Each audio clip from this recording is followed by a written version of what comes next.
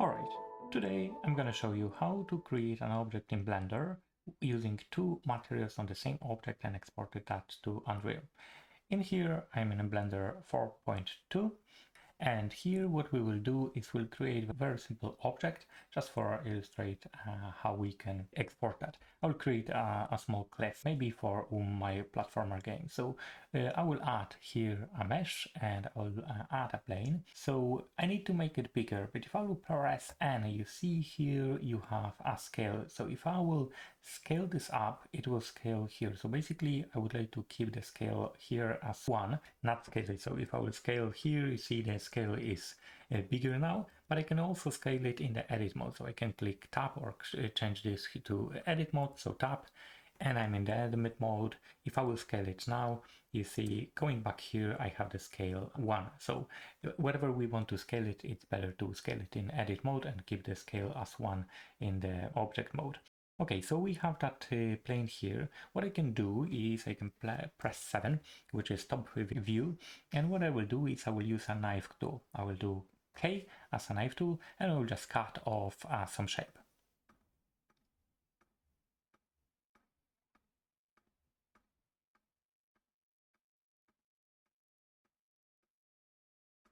Maybe like that. I press enter and I have this kind of shape here. I will select those two planes here and I will X and remove them. So, and I will remove the faces. So basically I have something like that. What I want to do is I want to select this one and I want to extrude it up. So I will do extrude up, and maybe I can scale it a little bit here, and then I will add some loops here. So Control R, and I can scroll up and added some loops here. What I can also do, what I don't like is that end gone here. So if I will go 7 back again, I will go to selecting vertices here. What I can do is I can divide this object into quads, so basically 4 vertices. So I can select any of those two and I can do F just to connect it, and you see this one is better, so I can do the same here, shift, select another one, F, and so on. So basically I'm trying to find a pair of 4 here. If I will select this like that, and it doesn't really matter where they are, I can create more and more. So basically I have 4 here and I can do 4 here, and I'm not gonna be able to do this here, but I could do some extra cutting. It doesn't matter, I don't want to waste the time, but I think it's like one big n-gon here is I can actually do this, I think, and I have 5 here, which is better than one giant n-gon. This can be also fixed, but it doesn't really matter. So what I will do here is I will select all with A, and I will just create, I'll do mesh, transform, and I will do randomize just to have a little bit of random kind of shape here. Maybe not that much. I will just do something 0.5. It doesn't really matter that much at this point, but it is what it is. So I will select maybe this with option here. Sorry, I will need to select this. So I have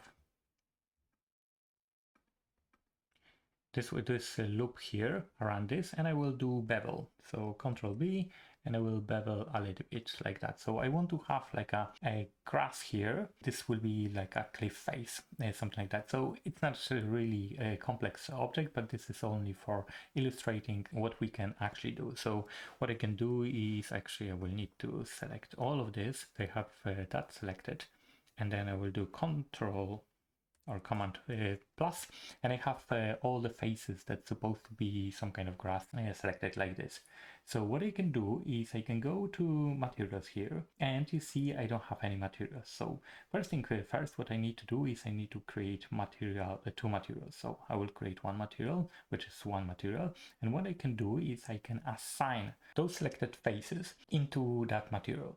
So what I can do is now I can do Control I, which is reversing my selection, and I will create a new material. So I will do new material plus here, and I will create new, and this will be material 02. We can change the name for it, and then I will assign it. So basically I have two different materials on the same object. I have this one, which is the top faces, and then the second one. So let's say go material 1, and what I can do is I can change the color for something like a green, like this. I can also see this. If I click this, I will see the materials applied there because there is a viewport shading its material preview. And the second one, we can pick something brownish. So I will do this and make it a little bit like that. So this is my simple object with two different materials. So I have one here and one here. I can rename those here, but I don't really have to rename it. I will show you how it looks like in the Unreal as well. So what we need to do if we want to export something simple as this into Unreal Engine, what I will do is I will go back to my object mode. I can select my object here, and maybe this is not really right. So I done some randomizing, but I think it needs to be fixed at some of the faces here, but it doesn't really matter. So I will do file and I will do export, and I will export to FBX. So in here, what I can do is I can select selected objects only, and I will click mesh. I don't want to export anything else. I don't have anything else, but usually what I do is I have selected objects, and then I have a mesh here. And also in the geometry mode here, I'm gonna change the normals here to faces. So this is something that Unreal Engine would like to see as a material. I can name this new, and then I can export. You see the scale here is 1, so there's a little bit different scale for a Blender and for Unreal Engine, but I will show that in a second. So basically what I do is I export this into file, FBX file. FBX is the universal file that it works just perfectly with Unreal Engine. So I will export that to file, and that's been exported. What I can do now is switch back to Unreal Engine. Here I'm inside my project in Unreal Engine. Basically, I'm kind of creating some elements for a platformer game here. So what I will do is I will go here, and in my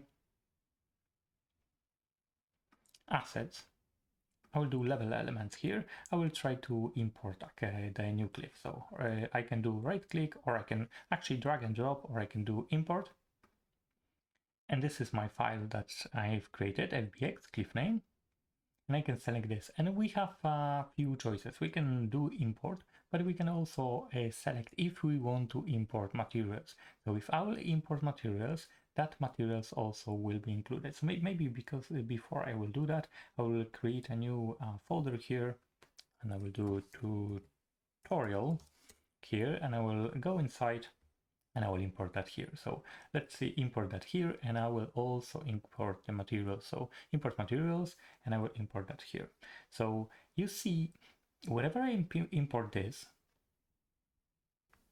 I have two materials. So the materials I've created, material 001 and 002, is exactly the names as I had it here, 001 and 002. You can change it for whatever you want to have, like a cliff, and then you can have it grass. Grass. If I will select everything, I can have a grass here. So basically, whatever the name for the material, you have it here. When you import it and select that you want to import that materials, it will be also named the same in here. So I have material 01 and material 02 in here, and you can see here this object already have two materials assigned. So if I will open this material, that's what has been created for me. So this is the Blender export really create that material.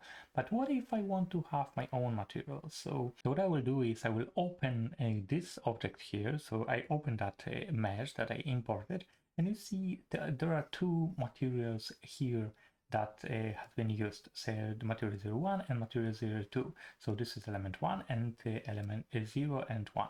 So basically this is how it works in here. So I open the cliff, and I have two materials. So for now I will reset them to nothing. So there will be no material assigned to this mesh. So I will save it here, and what I want to do is I want to show you how it looks like. So at the moment we don't have any materials, and I can put that cliff in here. So let's try to run the game. I have a few more elements that I've created before, and I can see here this is my cliff that I have created. What I can do is, whenever I select that on my 3D scene, what I can do is I can assign the materials here directly. So I can select one of this object there. If I will select, let's say, grass, I have a material for grass like this one, and I can have it here. And this one I can do cliff, rock, for example, like this. And this is my material applied on this object here. It doesn't look right, and I will go back into that in a second, but we still don't see the materials here. So basically, if you have a static mesh here, this is default material. Whatever I have an object here, another object, like this, you might have in your world the same object with different materials. So you see every instance of that object in the world will have its own materials that you can apply. So you can have like a cliff that will be darker, cliff that will be lighter, and so on. So different variations on different materials, you can have it in here. If you want to have a default one, you need to go here and you can change this to grass or whatever that is you want to have, and then cliff. Like that. So you have it, and that will be default one. So if I will create a new one, so let's remove this one. If I will bring this a new one here, that will be the default one, but I can still go into materials and change it there. So okay, that's fine. We have that object in here, but it doesn't really look nice. It looks like how it is stretched and everything. So what we need to do is we need to fix it a little bit and tell Blender how to cut this. So let's go back to Blender. And what we have here is our object back again, but we don't really tell how to cut this, how to make that material apply to our object. So what I can do is I can go to EV editing, I can go on the right hand side. So this is all EVs. You see there are not really much in there. If I will select everything, it will look like this.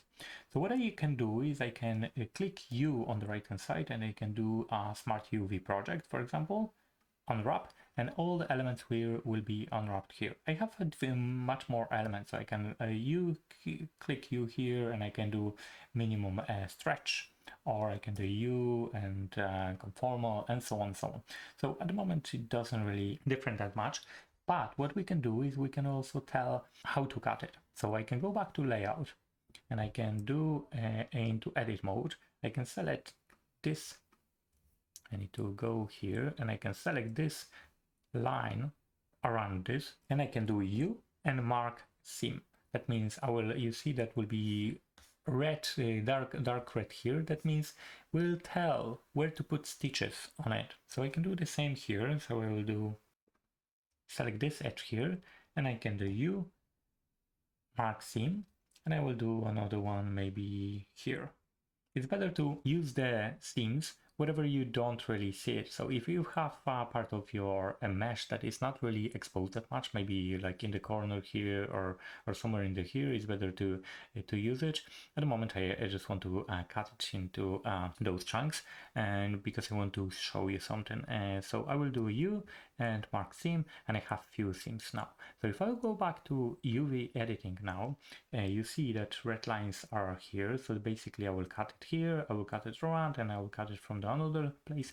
So if I will select everything and then U, and I will do a smart UV project and unwrap it, it will be a little bit different. So it will kind of cut it in the places where I had it. My object is not that bad, so it was kind of there anymore anyway, but I will do minimum stretch maybe, and this is how it looks like now. And I still have something wrong with this, because what I need to do is I need to go back to layout. I need to also go to edit, and I need to cut this polygon. We could remove this, or we can do option, and I will select this one here, and then I will mark a seam here. And then if we go back to UV editing, Control A everything, U, and I will unwrap minimum stretch maybe. You see that's how it looks like. So this is, if I will select this one, that will be This one will be top, this one will be bottom, this one will be, if I will do L, I will select all of it up to the cut here. That will be this part. And I will select this one and L all back to this one. So at the moment it's much better stretch over my texture here. I don't have a texture, but I do apply the texture on Unreal. So I will do a file. So if I go into layout, I have that selected. I will do file and I will do export and I will do FBX. I will keep it everything as it is. You see this will be overwritten. So the cliff new will be overwritten. All the settings here, it's fine. So I'll do export. And if I'll go back to Unreal, what I can do is I can select on this one and do re-import. That will be re-imported. So if I will take a look at that, you see my texture for the cliff is much better now. It's not that stretch, and you can see here it is looking much better than it was. So basically what you have is you have that one seam here. You can see the difference in between there, so it's better to hide it somewhere there, and another one here.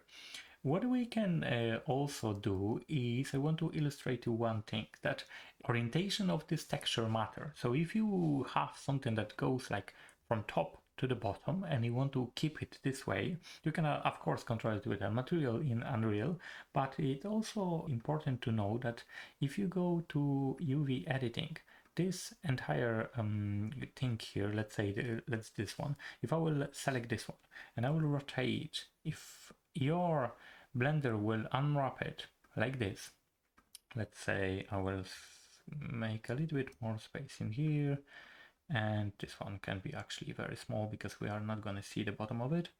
So, and I will just grab it like this. So one is this direction, another one is this direction because I just rotate it. So if I will go here and I will export again, export it. In Unreal, if I will go here and re-import, so re-import, you see one of this will be one direction, and this is, you see this is going up and this is going down. So you can see in between the seams here, one is this direction, another one this direction, and you can see here that on you will be able to see that on the second beam, whatever we put it there. So basically, I think that's the best way to see it from here. Basically, that matters how we gonna put the EV tiling here, because this is pointing down, this is pointing up in here. So basically, that depends on how you gonna have the UV. So if I will select this face here and then do L, so this top is on here. So you see this, if I will select this one or this one, you see this one, that's all on top of on the cliff. So L, we will select everything here, that's on top. If I will go another one and select one of the top here and L, this is on the bottom.